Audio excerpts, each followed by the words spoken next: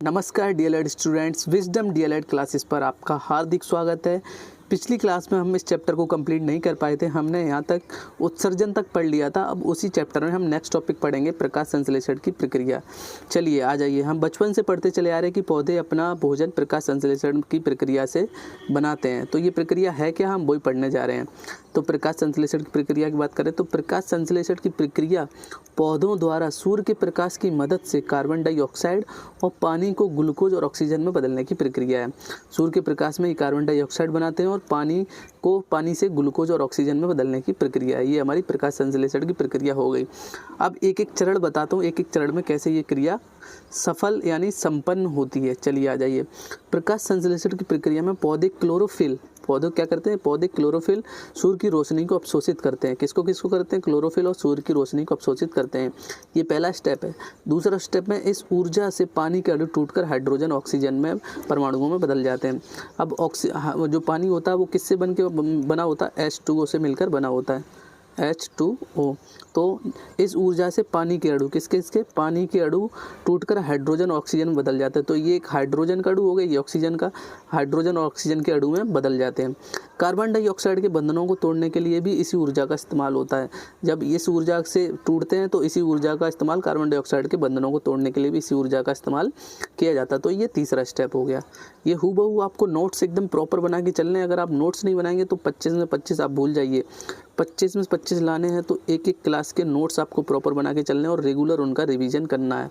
तो ये तीसरा स्टेप हो गया जो हमने पढ़ लिया। अब आ जाइए हम चौथे स्टेप की तरफ चलते हैं। चौथे स्टेप में क्या होता है, चौथा स्टेप क्या होता है, इसके बाद पौधे पानी के हाइड्रोजन और ऑक्सीजन परमाणुओं और कार्बन डाइऑक्साइड के कार्बन और ऑक्सीजन परमाणुओं से ग्लूकोज अणु बनाते हैं।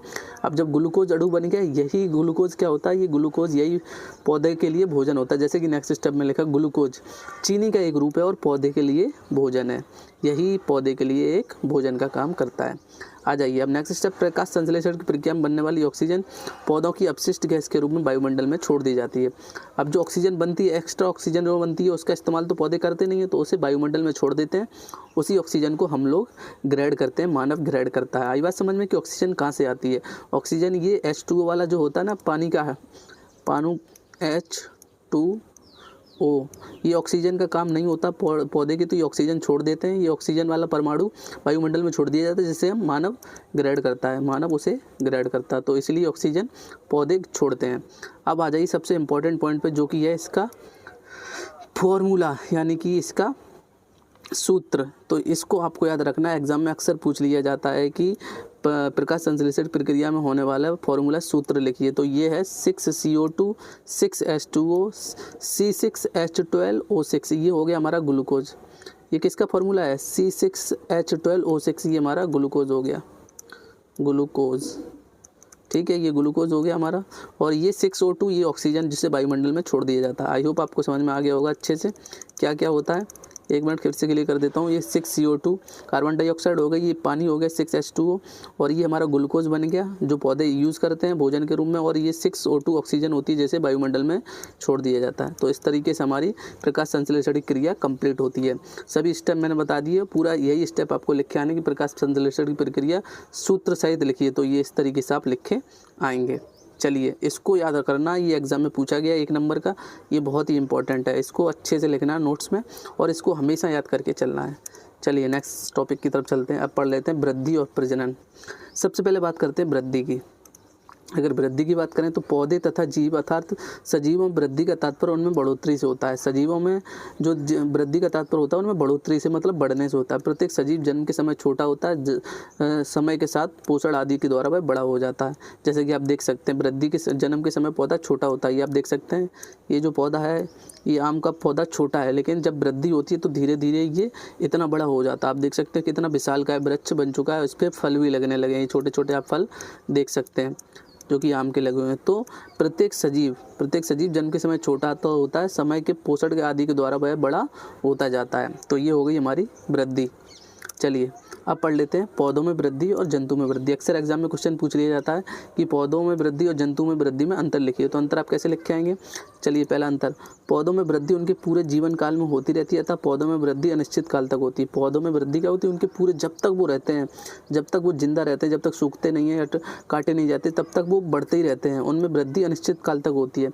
लेकिन जंतुओं में वृद्धि एक समय पर आकर रुक जाती है। जैसे मानव में हमेशा तो वृद्धि नहीं होता, जब मानव 24-25 साल का होता है तो उसके अंदर वृद्धि रुक जाती है, या जंतुओं में भी वृद्धि आकर रुक जाती है। अतः जंतुओं में वृद्धि निश्चित काल तक होती है और पौधों में वृद्धि अनिश्चित काल तक होती है। पौधों में वृद्धि क्षेत्र अग्रिम भाग होता है, पौधों में वृद्धि क्षेत्र होता है जो आगे का भाग होता है, ऊपर का भाग वृद्धि होता है, तभी पेड़ ऊपर की तरफ बढ़ता है। जबकि जंतु में वृद्धि पूरे शरीर में समान रूप से होती है। जैसे जंतु मानव में वृद्धि समान रूप से होती है, हमारे पैर बड़े हो रहे हैं तो हमारे हाथ भी बड़े हो रहे हैं, हमारे कान बड़े हो रहे हैं, हमारी आंखें बड़ी हो रही हैं, तो समान रूप से सब चीज़ें बड़ी होती हैं। इसी तरीके से पौधों में क्या होता है, सिर्फ ऊपर का हिस्सा बढ़ता है, जबकि जंतुओं में पूरा शरीर बढ़ता है। तीसरा, इनमें वृद्धि का मुख्य कारण विभाज्य ऊतक होते हैं। इनमें वृद्धि का मुख्य कारण क्या होता है, विभाज्योतक ऊतक होते हैं। इनमें वृद्धि विभाज्य ऊतक नहीं होते, इनमें वृद्धि के जो विभाज्योतक ऊतक होते हैं इसमें होते ही नहीं है, और इसमें होते हैं।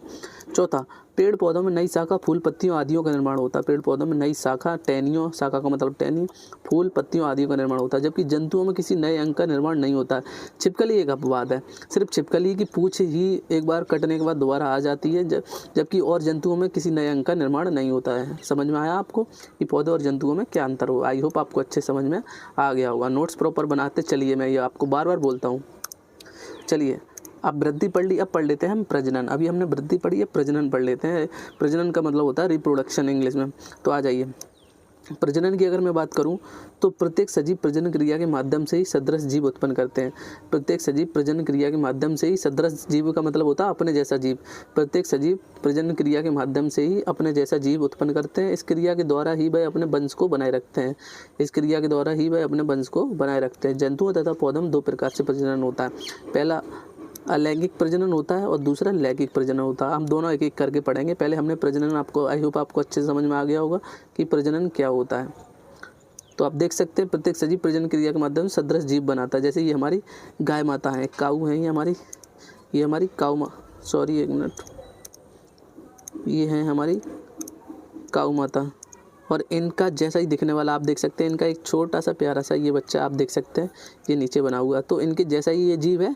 तो इसी तरीके से प्रजनन क्रिया से सदृश जीव बनाते हैं।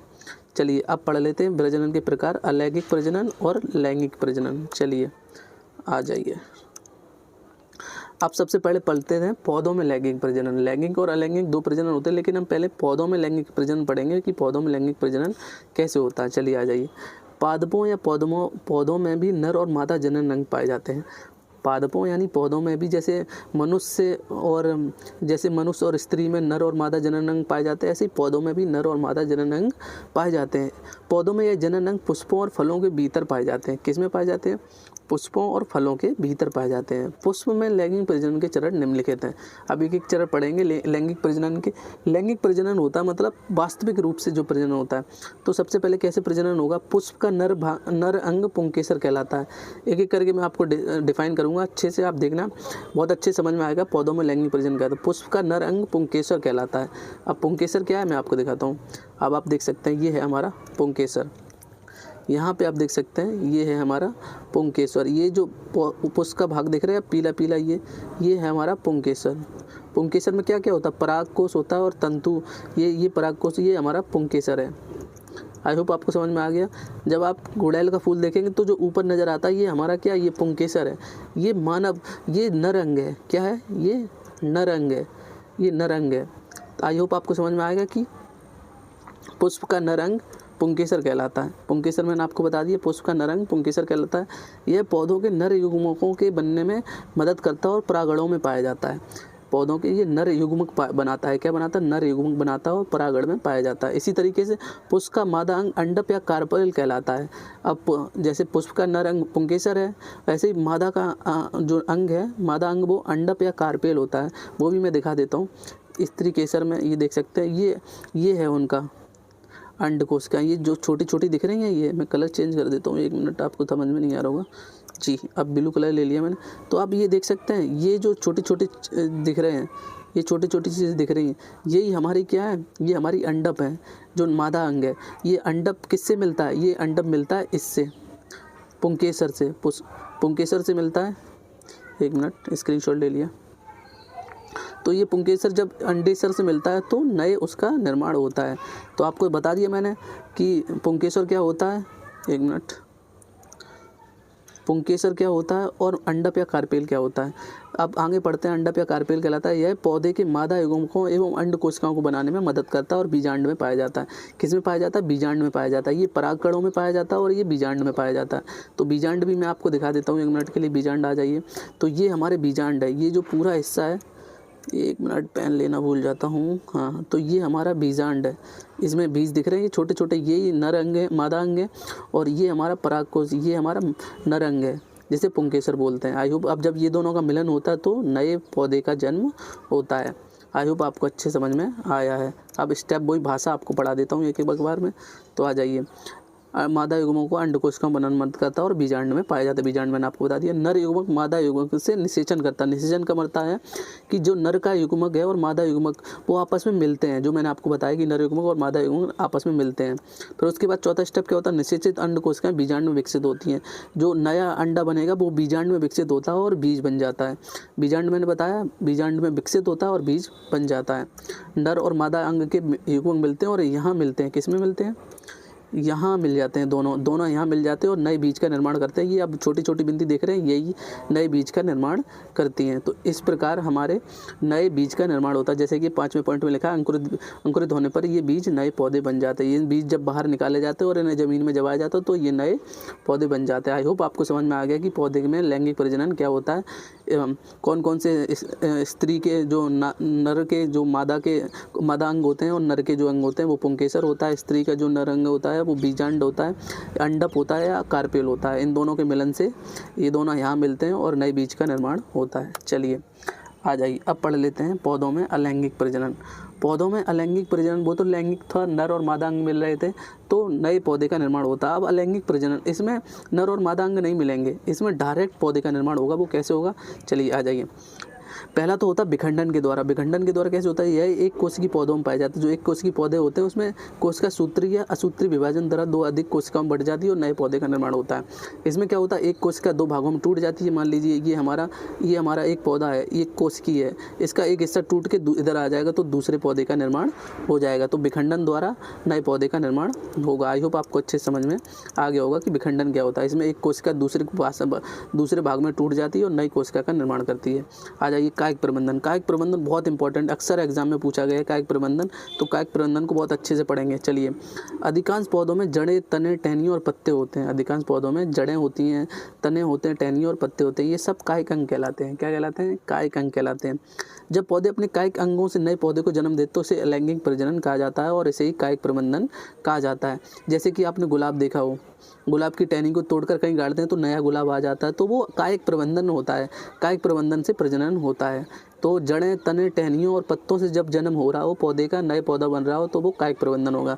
जैसे कि उदाहरण में अभी वही लिखा है, उदाहरण में आपको पढ़ा देता हूँ, आप उदाहरण देख सकते हैं कि पुरानी सूखी घास के तने से नई घास उगाती है। अदरक, आलू, शकरकंद आदि का एक छोटा टुकड़े रोकने पर नया पौधा उगाता है। अनेक पौधे जैसे अदरक, गन्ना, गुलाब, आलू, चमेली, पुदीना तथा हल्दी आदि के इनके क्या होते हैं? जड़ें, तने, टहनियाँ और पत्ते आदि से रोपने से नए पौधे का जन्म हो जाता है। तो ये हमारा कायिक प्रबंधन होगा। जब जड़ें, तने और टहनियों और पत्तों से नए पौधे का निर्माण हो तो वो कायिक प्रबंधन कहलाता है। आई होप आपको अच्छे समझ में आ गई कायिक प्रबंधन क्या होता है। चलिए अब आ जाइए यहाँ पे, अब पढ़ लेते हैं जंतुओं में लैंगिक प्रजनन। अभी तो हमने पौधों में लैंगिक प्रजनन पढ़ा, अब जंतुओं में लैंगिक प्रजनन पढ़ लेते हैं। तो जंतुओं में नर युग्मक शुक्र कोशिका तथा मादा युग्मक अंड कोशिकाओं में पाए जाते हैं। जैसे उसमें नर युग्मक किस में पाए जा रहे थे? पौधे में, उसमें पुंकेसर में पाए जा रहे थे। इसमें किसमें? शुक्र कोशिका में नर युग्मक पाए जा रहे हैं और मादा युग्मक अंड कोशिका में पाए जाते हैं। जब एक शुक्राणु तथा एक अंड कोशिका की परस्पर क्रिया से नई जीवधारी की प्रथम कोशिका बनती है। जब एक शुक्राणु, नर युग्मक का एक शुक्राणु और मादा युग्मक का एक अंड दोनों मिलते हैं तो एक नई कोशिका का निर्माण होता है जिसे प्रथम कोशिका कहते हैं। और युग्मक नए जीव के माता पिता से प्राप्त होते हैं तथा नई जीव उनकी संतान कहलाती है। तो ये हमारे जंतुओं में लैंगिक प्रजनन हो गया है। जो जितने भी शेर, चीता, मानव, ये सभी इसी प्रक्रिया के द्वारा अपने बच्चे को जन्म देते हैं। जो मैंने आपको ये प्रक्रिया समझा दी, ये वही प्रक्रिया है जिसके द्वारा हमारा भी जन्म होता है। तो इसको हूबहू इसी तरीके से लिख लेंगे, जंतुओं में लैंगिक प्रजनन क्या हो। आई होप आपको समझ में आ गया हो। चलिए अब पढ़ लेते हैं बाष्पोत्सर्जन। बाष्पोत्सर्जन बहुत इंपॉर्टेंट क्वेश्चन वो है, अक्सर एग्जाम में पूछा गया है ये। तो आ जाइए बाष्पोत्सर्जन पढ़ लेते हैं। तो पौधों की जड़ों द्वारा मिट्टी से अत्यधिक मात्रा में जल का अवशोषण किया जाता है। जो पौधों की जड़ें होती हैं, जब हम पौधे पे पानी डालते हैं या पौधे को पानी मिलता है कहीं से, तो वो बहुत ज़्यादा जल का अवशोषण कर लेता है, लेकिन इसका कुछ ही भाग पौधे द्वारा उपयोग किया जाता है। लेकिन जल का कुछ ही भाग पौधा उपयोग करता है। जल की अतिरिक्त मात्रा जो उसके अंदर पहुंच गई है, वो उसको क्या करता है, जल की अतिरिक्त मात्रा पौधे के वायवीय भाग द्वारा जलवाष्प के रूप में वातावरण में छोड़ दिया जाता है। तो जब ज़्यादा मात्रा पौधे में ये पहुँच जाती है, इन पौधों की पत्तियों में, टहनियों में, जड़ों में, तो वो क्या करता है, इसको ना बाहर निकाल देता है। वो बाहर कैसे निकाल देता है, पत्तियों की मदद से। पत्तियाँ इनकी होती हैं, इन पत्तियों में छोटे छोटे छेद होते हैं, छिद्र जिसे स्टोमेटा बोलते हैं। छोटे छोटे छिद्रों की मदद से वो जो पौधे के वायवीय भाग होते हैं, जैसे पत्तियां हुए, टहनियां हुई, तने हुए, ये वायवीय भाग होते हैं, इनके द्वारा जलवाष्प के रूप में वातावरण में वो छोड़ देता है। इस प्रक्रिया को ही बाष्पोत्सर्जन कहते हैं। आई होप आपको समझ में आ गया कि बाष्पोत्सर्जन किसे कहते हैं। इसमें क्या करते हैं, पौधे ज़्यादा पानी ग्रहण कर लेते हैं, कुछ ही पानी उसका उपयोग करते हैं, और जो बचा हुआ पानी है उसे तने, पौधों, पत्तियों के द्वारा वायुमंडल में छोड़ देता है, जिसे बाष्पोत्सर्जन की क्रिया कहते हैं। आई होप आपको समझ में आ गया होगा। चलिए अब पढ़ लेते हैं हम पेशीय गति। अक्सर एग्जाम में पूछा गया है कि पेशी गति किसे कहते हैं, तो ये भी इम्पोर्टेंट है। पेशी गति पढ़ लेते हैं। हमारी पेशियाँ पेशियों कोशिकाओं से बनी होती हैं। हमारी जो पेशियाँ हैं वो किससे बनी होती हैं, वो पेशी कोशिकाओं से बनी होती है। ये पूरे शरीर में आप देख सकते हैं, ये पेशी कोशिकाएँ हैं, इनसे बनी होती है। पेशी कोशिकाओं में संकुचन एवं शिथिलन की क्षमता होती है। जब हम अपना हाथ टेढ़ा करते हैं, सीधा करते हैं, वो संकुचन किस कारण होता है, कोशिकाओं में संकुचन और शिथिलन की क्षमता के कारण होता है। इसी से पेशियों का आकुंचन व शिथिलन होता है, मतलब खींचते हैं छोटा हो जाती है, टांग को सीधा करते हैं तो वो सीधी हो जाती हैं, जब टेढ़ा करते हैं तो वो आकुंचन हो जाता है। तो ये क्या है, ये कोशिकाओं का आकुंचन व शिथिलन हो रहा। पेशियों की इस क्रिया को पेशीय गति कहते हैं।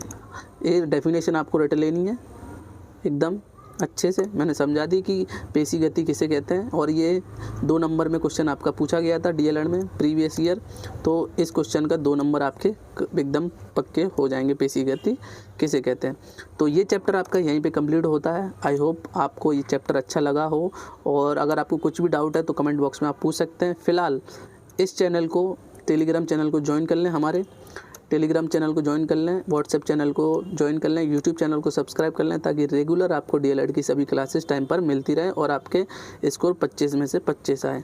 इस क्लास में इतना ही। तब तक के लिए एक और क्लास में मिलते हैं। तब तक के लिए जय हिंद, जय भारत।